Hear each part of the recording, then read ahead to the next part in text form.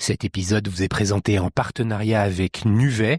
Je suis ravi de m'associer à eux parce que leur approche du paiement correspond exactement aux enjeux dont on parle ici. Nuvei, c'est une plateforme qui donne accès à plus de 700 méthodes de paiement à travers le monde. Mais surtout, c'est une équipe et une technologie qui accompagne concrètement les marchands pour construire un écosystème de paiement global, souverain, fiable et performant. Si vous cherchez à optimiser vos paiements, à gagner en autonomie ou à mieux adresser vos clients partout dans le monde, je vous invite vraiment à découvrir ce qu'ils proposent. Pour en savoir plus, rendez-vous directement sur nuvei.com, nuvei.com.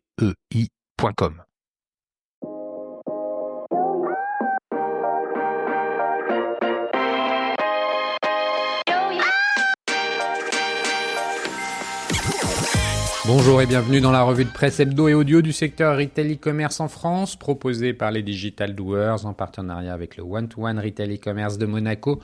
Nous sommes le 12 décembre. Après le résumé de l'actualité, je vous propose 4 articles. Cette semaine, l'activité autour du Black Friday aurait légèrement progressé en France, à lire sur Fashion Network. Le patron d'Intermarché est prêt à perdre des grandes marques comme Coca ou Nutella si elles réalisent des marges trop élevées, à lire sur BFM TV. Chine, que reproche-t-on exactement à la plateforme d'Ultra Fast Fashion, à découvrir sur e-commerce mag. Comment la grande récré ajuste prix, exclusivité et CRM pour regagner en visibilité, à lire sur République Retail. Je vous le rappelle, sur le site lesdigitaldoers.com, vous avez accès à une revue de presse éditée sur LinkedIn et qui rassemble les articles publiés dans la semaine sur les sites de news de notre écosystème. Vous pouvez vous y abonner pour recevoir chaque vendredi un digest de l'actualité dans votre boîte email de cette revue de presse. Je vous lis sans interprétation une sélection de quelques articles qui m'ont semblé pertinents à partager. Enfin, cette semaine, je vous invite à écouter l'épisode 244 dans lequel je reçois Olivier Binet, le CEO de PrestaShop. Nous avons évoqué un enjeu devenu central pour tous les acteurs du e-commerce, à savoir comment rester maître de son activité dans un environnement désormais façonné par l'intelligence artificielle. Nous parlons souveraineté de la donnée, exposition des catalogues au LLM, nouveaux usages, GEO et agents de commerce, mais aussi des choix stratégiques qui engagent les marchands pour les années à venir. Un échange lucide et structuré qui apporte un véritable éclairage sur ce moment de bascule que traverse notre secteur. D'ici là, je vous souhaite une bonne écoute, évidemment, toujours sans coupure. En bref, cette semaine, alors que la France encaisse la liquidation de Brunt, dernier grand fabricant national d'électroménager, le retail redessine ses lignes de force en quête de pouvoir d'achat, friction réglementaire et nouvelles pratiques de consommation. Cette semaine, l'actualité révèle un secteur en mouvement continu, à la fois secoué par les ruptures industrielles et stimulé par les innovations commerciales, digitales et sociétales. Ainsi, le Black Friday confirme une dynamique paradoxale puisque les Français achètent moins en volume, mais davantage en valeur, dessinant une consommation plus calculée.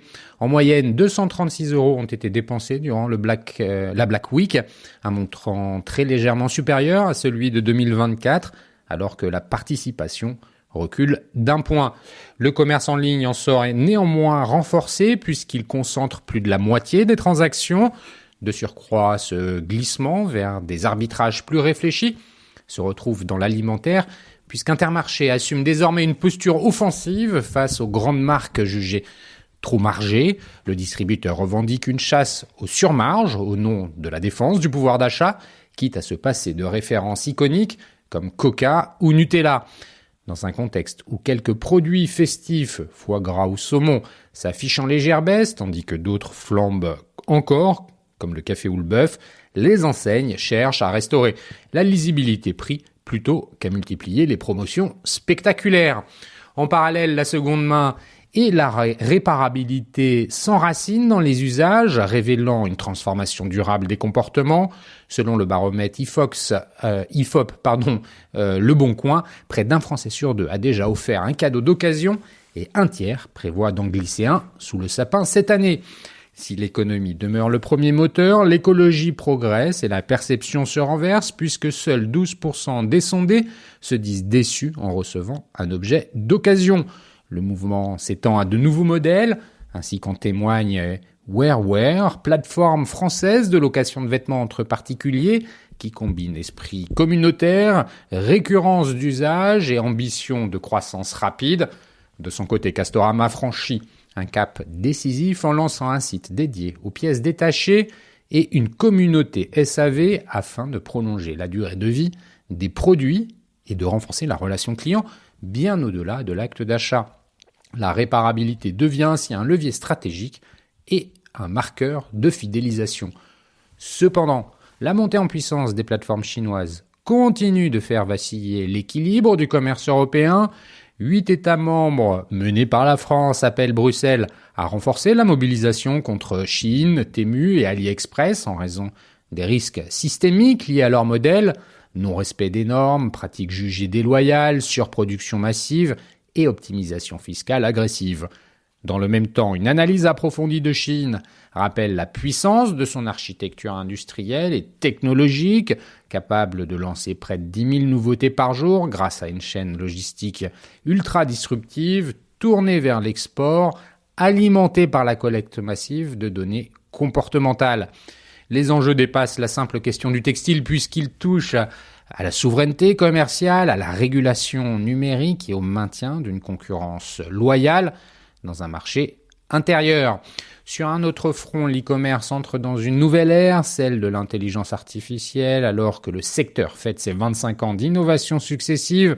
Émergence des marketplaces, explosion du mobile, essor du retail média, l'IA générative s'impose comme une rupture comparable.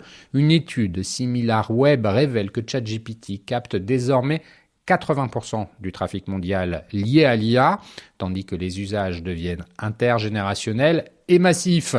Bien que 95% des utilisateurs continuent d'effectuer des recherches sur Google, la nature des requêtes évolue, plus créative et plus complexe, et le trafic issu de l'IA apparaît plus qualifié. Cette hybridation des usages ouvre la voie à de nouveaux modes d'accès à l'offre, alors que les grandes plateformes résistent tant bien que mal à la désintermédiation possible promise par les agents conversationnels. D'ailleurs, cette tension entre innovation et régulation se retrouve d'ailleurs, notamment dans le nouveau cadre publicitaire imposé à Meta. Sous la pression du DMA et après une amende record, le groupe devra offrir aux utilisateurs européens un choix élargi entre publicité très personnalisée ou ciblage limité, sans pour autant renoncer au modèle économique qui soutient des centaines de milliers d'emplois sur le continent. Parallèlement, Meta renforce sa présence dans l'industrie en prenant une participation d'au moins 3% dans Essilor Luxottica, partenaire dans les lunettes connectées Ray-Ban Meta, signe d'un rapprochement stratégique entre hardware, contenu et distribution. Enfin, l'actualité met en lumière deux trajectoires opposées du retail français. D'un côté, Yves Rocher accélère vigoureusement son expansion internationale, notamment grâce à un partenariat majeur avec Nykaa en Inde, tout en investissant dans l'omnicanal, la marketplace et la rénovation de son réseau.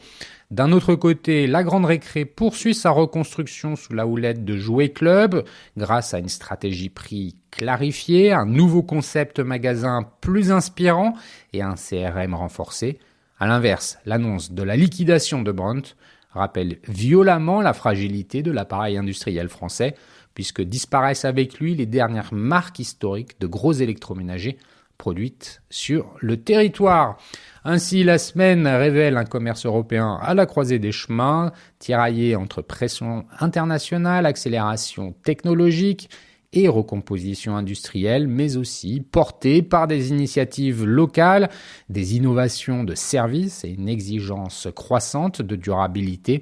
Entre ajustements tactiques et mutations profondes, le retail continue de se réinventer, souvent contraint, mais toujours en mouvement.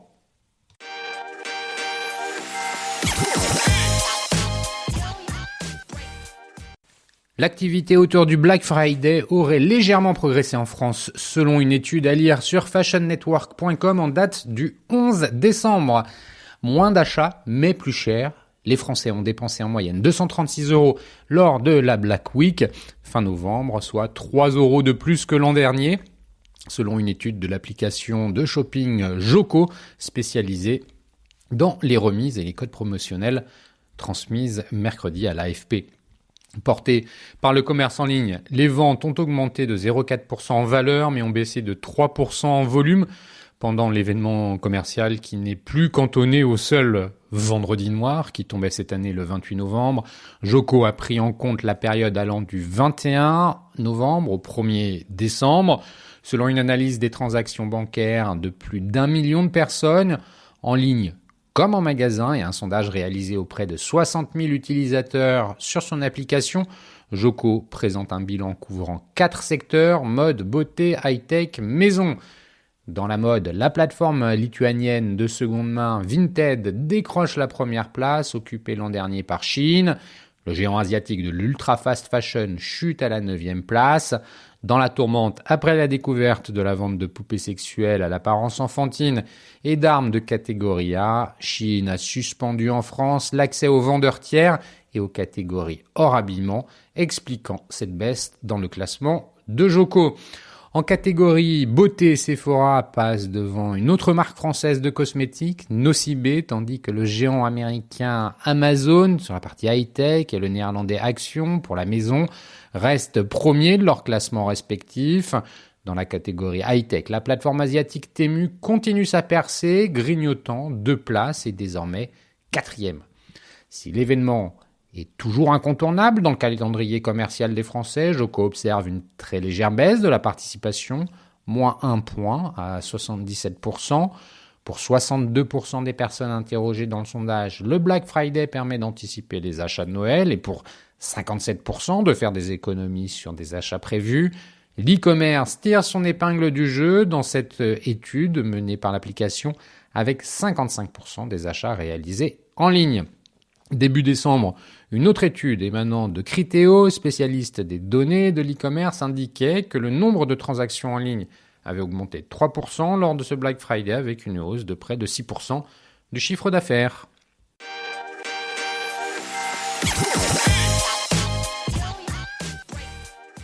J'assume d'être violent dans les négociations avec Coca. Le patron d'Intermarché est prêt à perdre des grandes marques comme Coca ou Nutella si elles réalisent des marges trop élevées. À lire sur bfmtv.com dans la rubrique BFM Business en date du 11 décembre. Thierry Cotillard s'est exprimé sur l'ouverture des négociations commerciales entre distributeurs et industriels en affirmant sa position. Le patron d'Intermarché veut partir à la chasse aux surmarges. Thierry Cotillard, invité de France Info ce jeudi, a évoqué l'ouverture des négociations commerciales annuelles entre les distributeurs et les industriels de l'agroalimentaire. Des négociations à couteau tiré qui se grippent régulièrement et il assume désormais d'imposer une pression sur les grands industriels alors qu'Intermarché a déjà banni Heineken ou encore Red Bull. J'assume d'être très violent dans des négociations avec Coca ou avec Procter & Gamble. Leurs résultats en milliards permettent de penser qu'ils ont des ressources pour aider les Français, a-t-il affirmé. La situation est difficile. Sans Coca ou Nutella, les clients vous le font comprendre en partant ailleurs, mais notre rôle est de rendre les produits accessibles. Alors, on fait la chasse aux surmarges pour des industriels qui vont plutôt bien. Pour les plus gros, quand les petits vont moins bien, on a un rôle de péréquation, a poursuivi le distributeur. Il a défendu les marges d'Intermarché, environ 2%, en expliquant que celles-ci permettaient de réinvestir et d'embaucher. Il appelle également à la consolidation du secteur, alors qu'Intermarché vient juste d'intégrer des dizaines d'anciens points de vente Casino.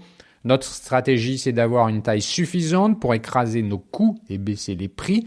Il y a 8-9 distributeurs en France, alors que c'est beaucoup moins en Allemagne, a-t-il expliqué. Un panier de Noël moins cher qu'en 2024. Commentant ensuite l'inflation qui a pesé sur le panier moyen ces dernières années, Thierry Cotillard souligne que celle-ci se stabilise autour, voire en dessous des 1%. Et bonne nouvelle, les produits spécifiquement consommés à Noël, comme le foie gras et le saumon, vont avoir leur prix baissé de 4 et 3% respectivement sur un an. Les courses de Noël vont coûter un peu moins cher cette année, souligne-t-il. Reste que quelques produits continuent à être très sollicités, le café, plus 28%, ou le bœuf, plus 20%, et il ne se calme pas. Dans les deux cas, comme c'est le cas pour le chocolat ou le jus d'orange, c'est lié à une pénurie de matières premières, que ce soit à cause des aléas climatiques ou d'un cheptel qui ne se renouvelle pas en France, explique le dirigeant des groupements Les Mousquetaires. Les Français ont aussi conservé comme prix psychologique les prix de 2022 avant la hausse des prix liés à la guerre en Ukraine, affirme-t-il. Il faudra, selon lui, 2 ou 3 ans pour que l'on s'habitue à la nouvelle normalité, des prix très, très fortement rehaussés sur certains produits du quotidien.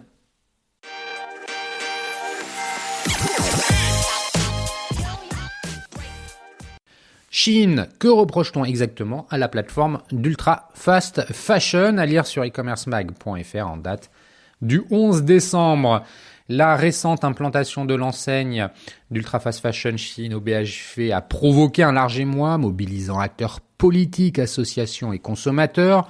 Mais que reproche-t-on exactement aux géants asiatiques ? Retour sur un acteur dont le modèle soulève des questions inédites pour les acteurs européens. La récente implantation de l'enseigne d'ultra fast fashion Shein au BHV a provoqué donc un large émoi mobilisant un peu tout le monde. Les critiques portent autant sur les conditions de travail jugées inacceptables que sur les conséquences écologiques et la destruction d'emplois dans le commerce traditionnel.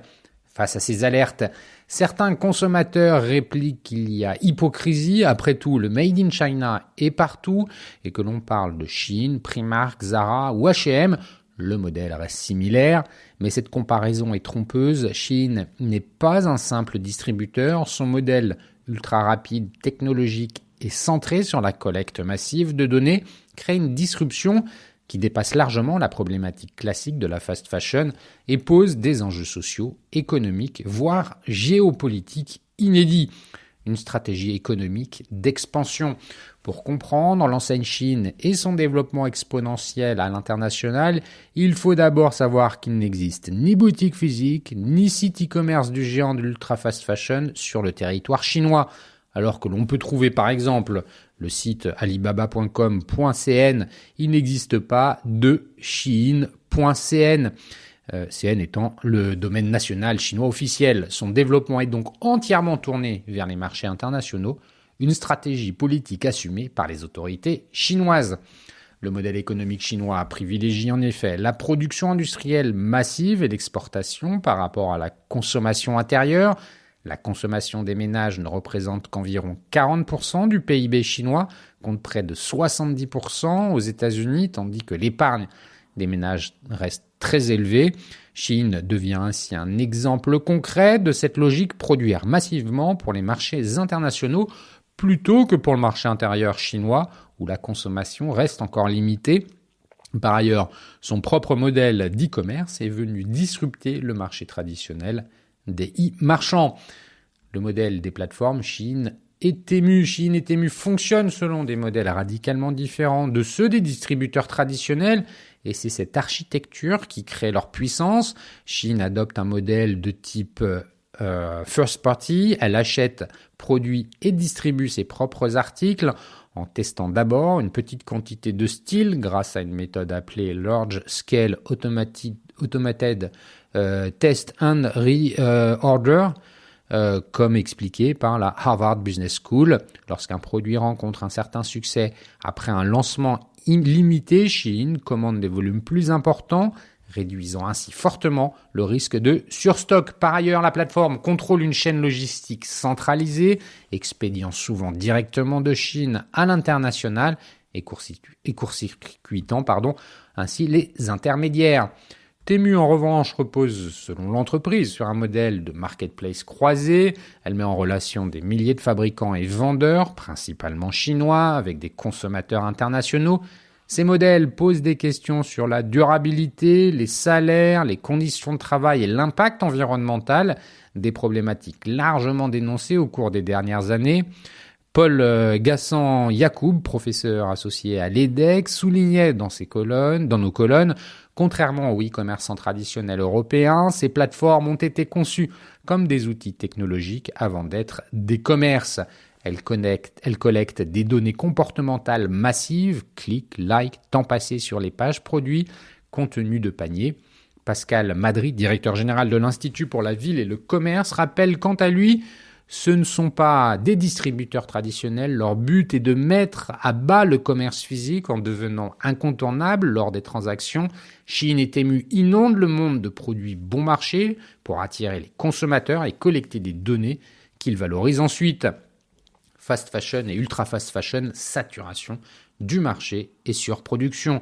Dans cette quête aux consommateurs et à la donnée, le modèle économique associé change. Yann Rivoilan, président de la Fédération française du prêt-à-porter féminin, explique: Shein illustre parfaitement le passage de la fast fashion classique à l'ultra fast fashion.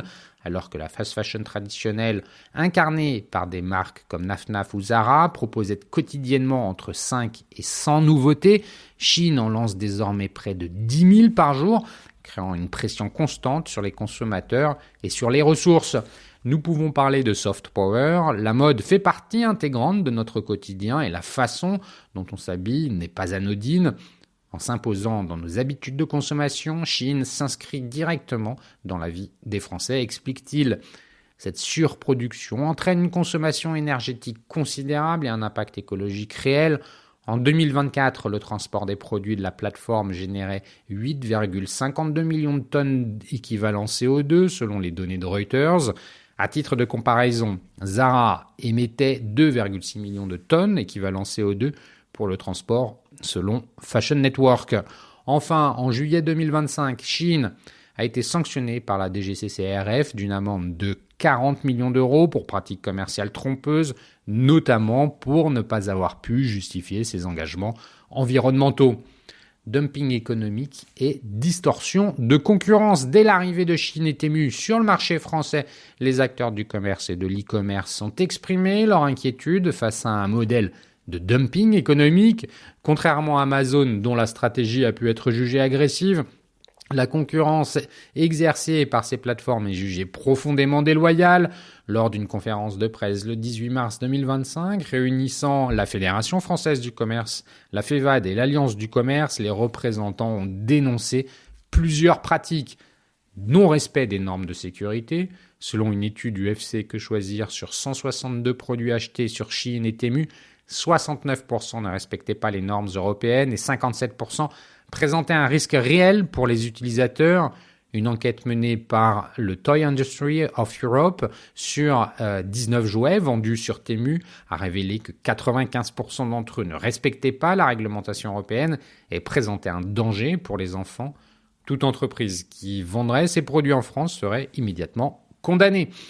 Exonération des droits de douane pour les colis de moins de 150 €. Cet avantage favorise l'importation massive à bas coût.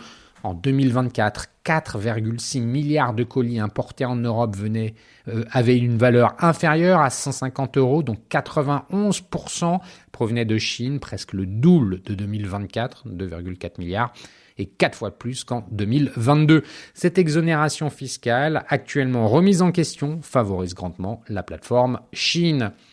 Contournement des obligations fiscales. Les plateformes échappent aux taxes et aux réglementations, fragilisant les entreprises locales. Le patron de la coopérative U, Dominique Schelcher, rappelle à ce sujet lors de plusieurs interventions télévisées, notamment dans C'est à vous le 6 novembre. Shein paye 273 000 € d'impôts en France, c'est moins qu'un seul de mes supermarchés. Le chiffre d'affaires déclaré par Shein en France est faible car l'entreprise recourt à un schéma d'optimisation fiscale soigneusement conçu, ce qui lui a permis de ne déclarer que 9,9 millions d'euros de chiffre d'affaires en 2023 pour un bénéfice de 301 000 €, comme le révélait l'Informé en janvier 2025. Or, selon les estimations de Reuters, le géant chinois de l'ultra fast fashion a réalisé 1,64 milliard d'euros de chiffre d'affaires en France. Face à cette situation, Marc Lolivier, délégué général de la FEVAD, déclare « Il est urgent de supprimer les avantages indus dont bénéficient ces plateformes, notamment l'exonération de TVA pour les petits colis et les tarifs postaux préférentiels. Nous demandons à la Commission européenne d'enclencher des procédures anti-dumping et anti-subvention. » Non-respect du RGPD. Enfin, la plateforme Shein est visée par une procédure de sanction de la CNIL, l'autorité française de protection des données, pour des manquements graves au règlement général sur la protection des données, le RGDP, et la directive e-privacy. Un contrôle mené en août 2023 a révélé que les cookies publicitaires étaient déposés sur les terminaux d'utilisateurs avant même l'affichage du bandeau de consentement. L'ancienne ministre déléguée chargée du commerce, Véronique Louwagie, avait déjà appelé le 27 mai 2025 à envisager le déréférencement des sites comme Shein, jugés coupables de concurrence déloyale et non conforme aux normes européennes. Donald Tung, président exécutif du groupe Shein, affirmait lors de son passage à Paris en mars 2025 à l'AFP, nous ne focalisons pas sur la politique douanière, nous trouverons le moyen de fournir nos produits aux clients quoi qu'il arrive car notre modèle économique le permet. Serge Papin, ministre des PME, du commerce et du pouvoir d'achat, a quant à lui déclaré lors des questions au gouvernement à l'Assemblée nationale, nous sommes attaqués et il faut nous défendre. Les plateformes d'ultra fast fashion, souvent chinoises, pratiquent un dumping massif. Elles ne respectent pas nos normes sociales, environnementales, ni nos exigences de qualité produit. Selon Bloomberg, Shein a affirmé ce vendredi 7 novembre viser 2 milliards de dollars de bénéfices mondiaux en 2025, illustrant l'ampleur de sa stratégie industrielle et commerciale.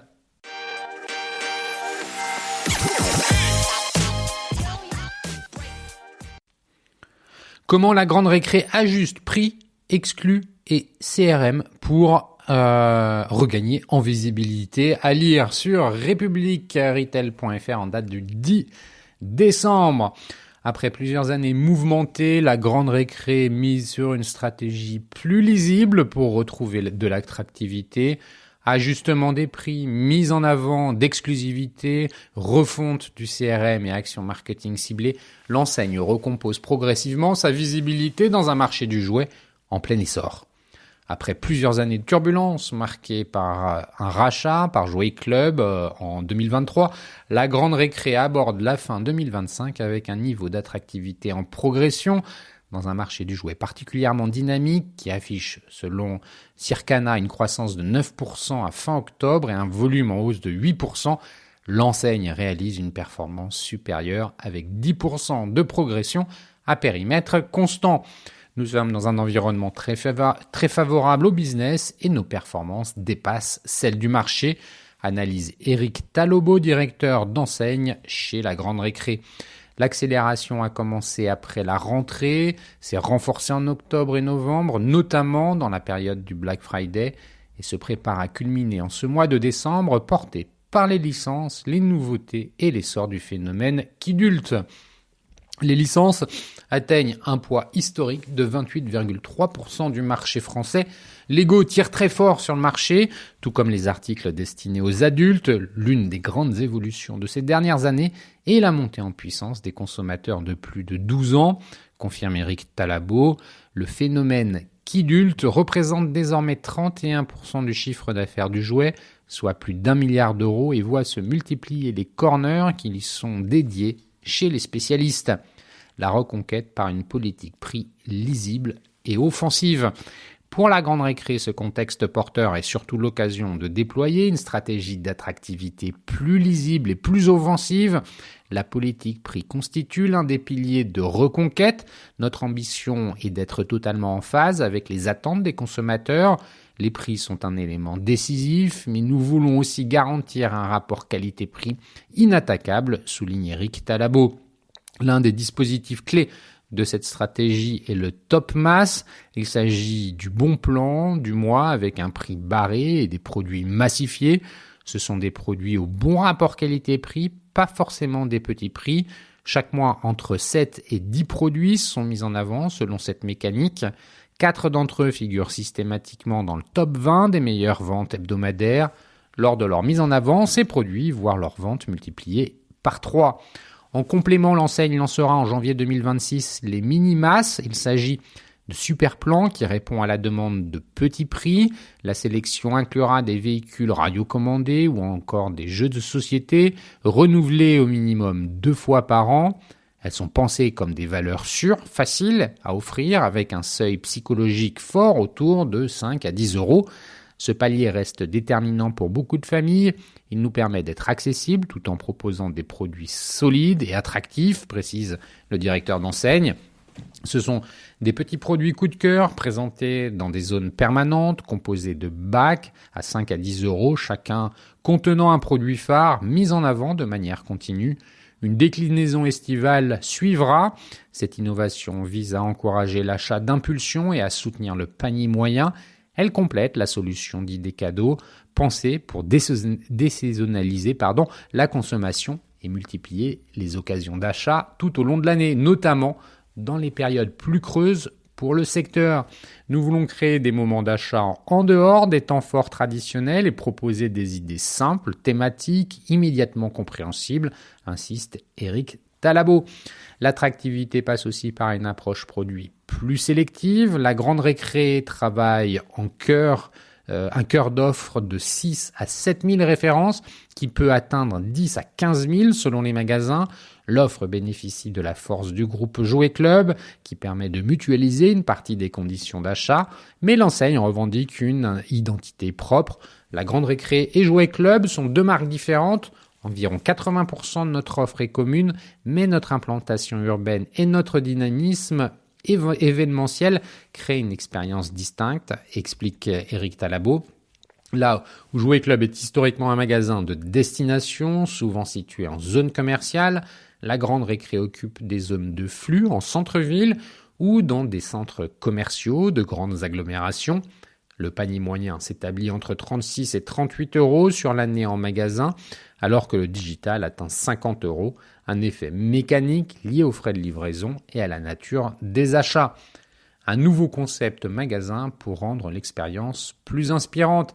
Cette identité se renforce avec le déploiement du nouveau concept magasin. Le dernier en date, inauguré à Créteil-Soleil fin novembre, propose un parcours structuré qui s'ouvre sur une zone transgénérationnelle, se poursuit avec des univers créatifs et culturels, puis avec les catégories traditionnelles du jouet, avant de se terminer par les tendances du moment. L'objectif est de rendre le magasin plus inspirant, plus lisible et plus propice aux découvertes.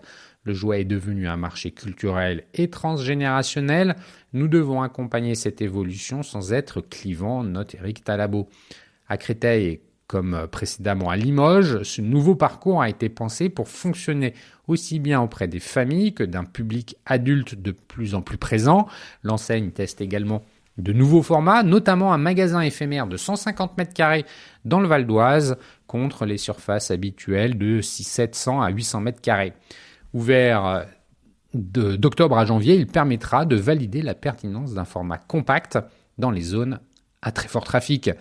La reconquête passe aussi par le marketing et la visibilité. Le budget demeure confidentiel, mais l'enseigne a multiplié les formats cette année. Un nouveau film institutionnel a été diffusé sur Disney+, TF1, M6 et de nombreux replays avec pour objectif de réaffirmer l'identité de la marque. L'action la plus importante reste toutefois la collaboration avec la station de radio Énergie, pensée pour toucher le public jeune adulte. Capsules vidéo avec célébrités, émissions en direct, équipe Playzone et contenu sur les réseaux ont permis de créer un territoire d'expression différent et plus contemporain. Nous avons co-construit cette opération pour parler aux kidultes de manière naturelle sans nous enfermer dans un discours trop segmenté. Nous en sommes extrêmement satisfaits, a affirmé Eric Talabot. La présence de l'enseigne pour la première fois à la Paris Game Week participe de la même stratégie, capter les communautés liées au gaming, au streaming et aux licences. La relation client constitue un autre levier clé de transformation. La Grande Récré compte 3,9 millions de clients encartés, dont 2,1 millions actifs. Ce socle représente un atout déterminant pour la fidélisation. L'enseigne a lancé une refonte de son programme CRM afin de renforcer la segmentation, la personnalisation et l'intégration des mécaniques commerciales. Le digital, qui contribue à hauteur de 6 à 7% du chiffre d'affaires, reste principalement un outil de vitrine et d'inspiration. Le groupe observe par ailleurs que seulement 6% des clients sont communs entre la Grande Récré et Jouet Club, ce qui confirme une complémentarité plutôt qu'une cannibalisation. Un réseau qui se structure progressivement autour du modèle coopératif. Cette stratégie commerciale et marketing s'accompagne d'un développement plus structuré du réseau. L'enseigne compte aujourd'hui 110 magasins, dont 69 intégrés avec 2 ouvertures en 2025. Le modèle coopératif, dans la continuité de celui de Jouet Club, se déploie au rythme de 15 à 20 transformations par an. 3 primo-accédants ont récemment rejoint l'enseigne et Jacques Baudoz, le patron du réseau et de Jouet Club, possède désormais 5 magasins, dont 2 la Grande Récré.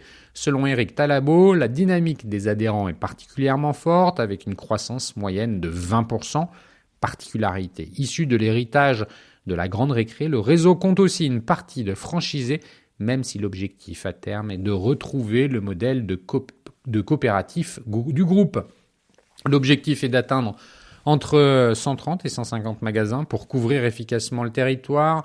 Le réseau compte par ailleurs 8 magasins parisiens intramuros, dont 3 d'entre eux figurent dans le top 5 national, aux côtés de 2 magasins de province. Dans le cadre des opérations de restructuration, 18 cessions sont prévues en 2025, dont 3 bascules vers Jouet Club, 1 sur un périmètre total de 86 magasins concernés, soit plus de 20% du parc. Pour 2026, 25 sessions supplémentaires sont anticipées.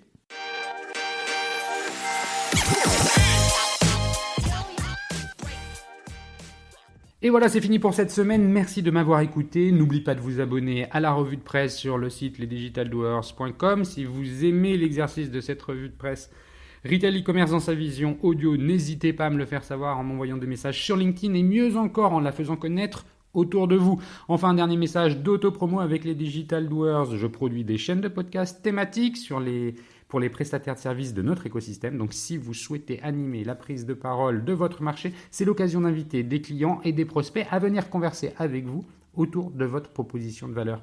Vous êtes intéressé, alors contactez-moi. D'ici là, portez-vous bien et à la semaine prochaine.